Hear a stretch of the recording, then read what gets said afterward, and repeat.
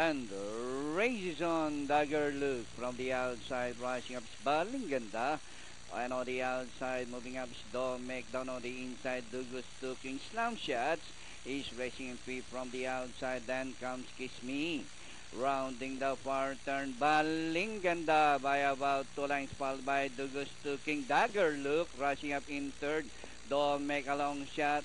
And slam shot on the further outside as they raise the corner. Balinganda, Dagger Luke is on the outside. Slam shots under further outside. Douglas to King. Dagger Luke from the outside. Balinganda down on the inside. Douglas to King. And reality show on the further outside. Slam shot. Dagger Luke, Balinganda, slam shots on the outside. But Dagger Luke is still the leader. And finally, Dagger Luke second. Reality show close for third among Domek, Slam Shots, and Balinganda.